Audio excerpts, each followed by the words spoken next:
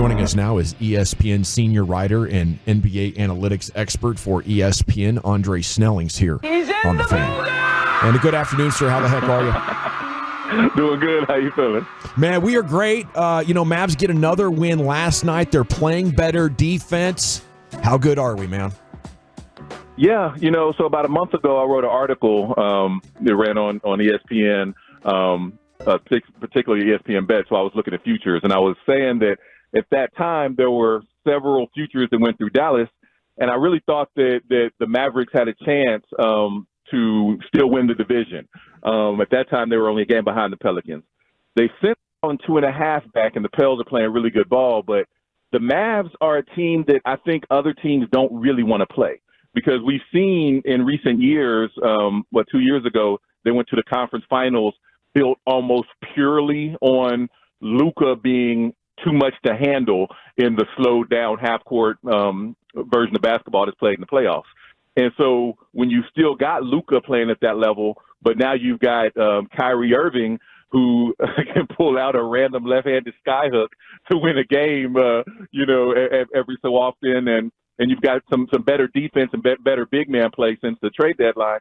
I think they're a pretty formidable team. They're not a team that I would say is like a favorite to win the West, but I think they're a team that the favorites in the West wouldn't really want to play. Yeah, how would you handicap that? When you start to talk about the West, because every day we talk about play-in situations. Oh wait, they're in now. How do you handicap how this is going to work out? Because I think there's a lot of teams at the bottom of this table that probably the top teams don't want to play. Yeah, so it's difficult in the West because there's no solid ground. At the top, right, you've got 3 teams that are all within a game or 2 of each other that could flip-flop the order. And so whoever has the 1 seed, is going to be a much bigger difference than having, say, the 3 seed if you're a team like the Mavericks that's also fighting for one of those, 6, 7, 8 seeds. Right. It's really going to depend. I think the one team that is kind of a step above everyone right now is the Nuggets. They're the defending champions. And I guess what might work a little bit in the Mavericks' favor is they've shown that they can at least battle with the Nuggets. They've just about split their season series. They're 1-2. But the Mavericks did take the most recent game. And so, outside of the Nuggets, I don't think there's another team that the Mavericks can't look at and say, you know what, we have a decent chance against them in a 7-game series. I think that I have maybe the Timberwolves as the team that can maybe push the Nuggets the hardest because they've got that size to make Jokic work for it. But, I think that the Mavs could handle the Timberwolves because they've got more experience and a better perimeter game. So, it's almost musical chairs or maybe a big game of rock, paper, scissors is the way to look at it. It's like, okay, we might not be able to beat this team, but we can beat that team. And, the final seeding is going to play a big difference in how it plays out. It's Andre Snellings, ESPN, with us here on the Fan. Wolchuk. Yeah, I was wondering after the trades, I know you wrote your futures article with the additions of P.J. Washington and Daniel Gafford, and my gosh, I think Gafford's been even better than we could have dreamed of. But how much did that change the way that you were viewing the Mavericks, and then now having seen them play post-All-Star break, how much better are maybe you viewing the Mavericks? Yeah, no, it changed it in a big way because the article was written right, I think, during the All-Star break or right when we were about to come out the break. And so at that time, I think the Mavs had won maybe 5 or 6 games in a row, and they were looking really good, but they had just made those trades. And I think the bigs make a huge difference for the ceiling of the Mavs because, again, right now everything kind of has to revolve around the Nuggets. And what we saw in last year's playoffs was that if you're not big enough, you're not beating the Nuggets because Nikola Jokic can just bully ball 99% of the NBA. And last year in the playoffs, that's what happened. Even the Lakers, who were thought of, they play like a big team, but Anthony Davis was not big enough to slow down Nikola Jokic. And so with the Mavs bringing in, they brought in a center and a power forward, and then they had the rookie center in Lively. Having 2 7-footers that can defend the rim, that are good shot blockers, and then another actual power forward, not having to start, Derek Jones or somebody at the 4, it changes the whole dynamic. With Luka, he's one of the most unguardable, Swiss Army knife players in the NBA.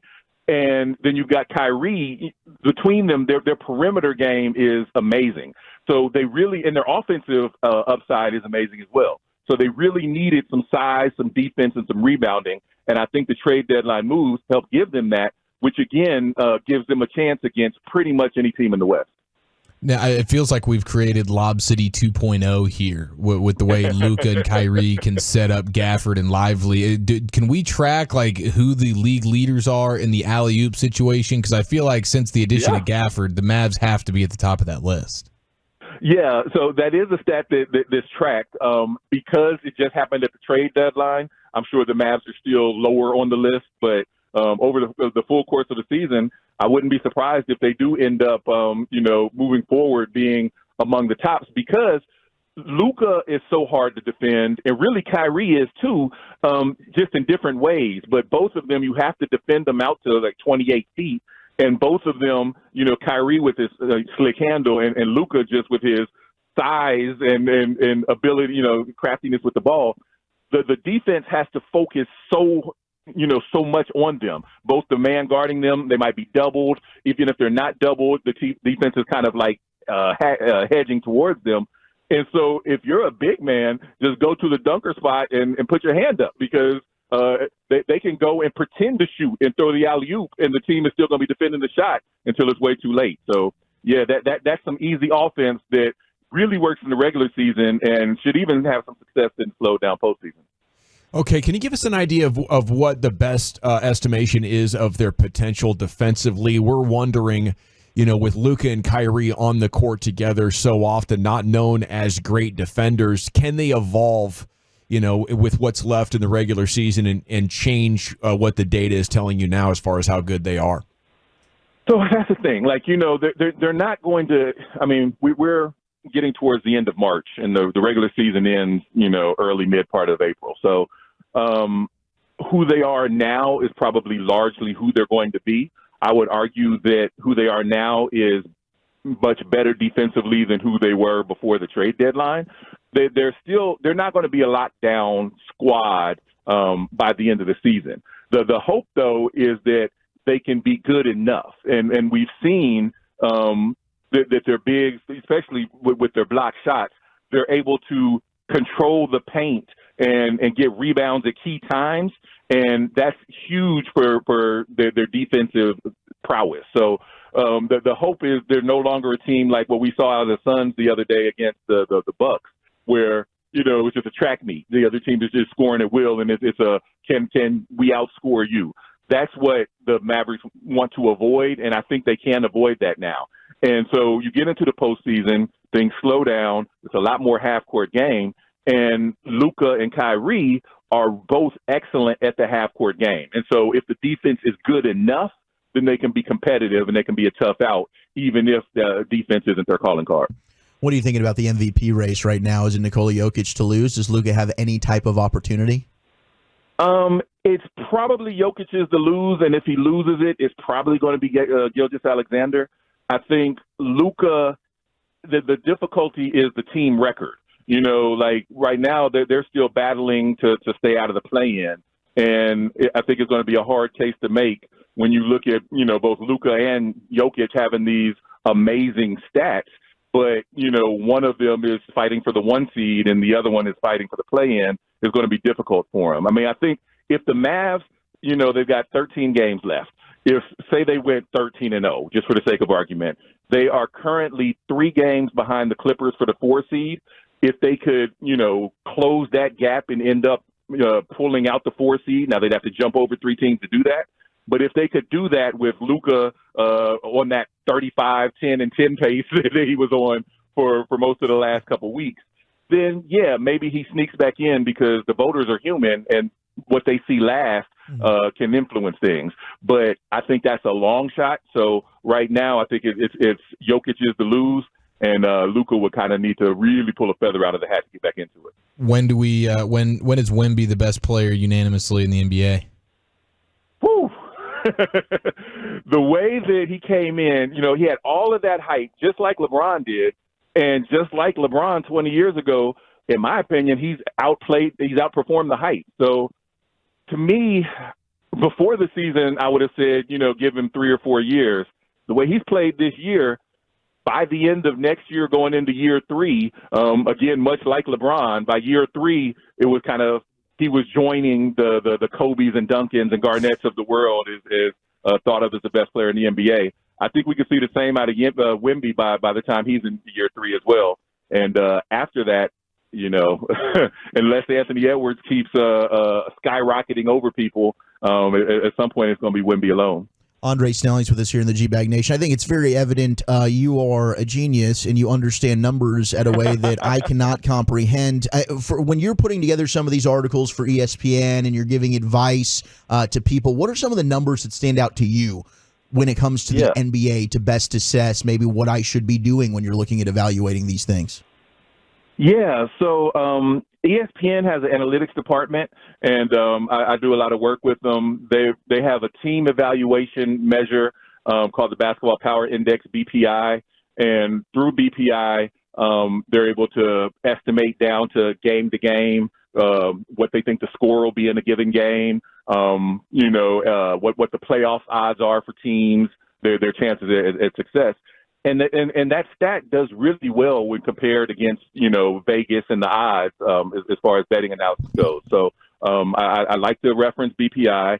For individual players, I really like the plus minus, or what I call like the impact stats, because for the MVP, to me, that's the stat that most correlates to the MVP. How does your team's scoring margin change when a player is on the court versus when they're off the court? That's kind of, as close as we could get to a holy grail stat for player value. So I like to look at those things as well. And other than that, I watch a lot of basketball and try as best as I can to incorporate what I see into my advice. All right, Andre, I don't have time for your pro stuff. I need your Final Four for the tournament coming up, please, to help me out here. Woo!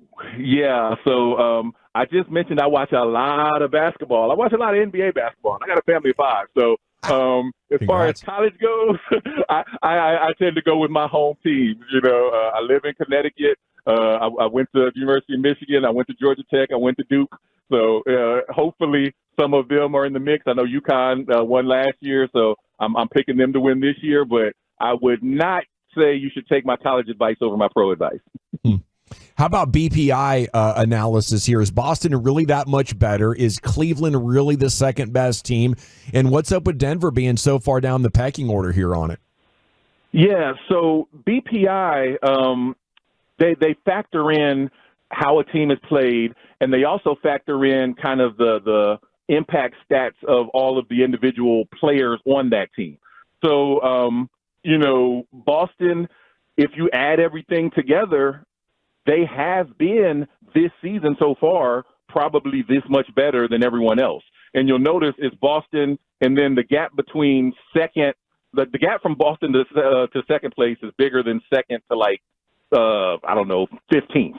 So, after that, there's kind of what you would call almost like a car crash. You could pick one or another, which kind of plays out for the Western Conference in particular. But within the BPI, if you click on the tab for playoffs, you can look at playoffs percentages, chances of making the conference semis, finals, champion, all that stuff. And there you get a little more granularity. And there, where Boston is still number 1, when you get to the Nuggets, they're listed as the second. I see. They have the best chance of coming out of the West. And so that's probably a little more realistic than just looking at the pure BPI. Awesome stuff, Andre. Appreciate you. Great chat. And we look forward to doing it again. All right. I look forward to it.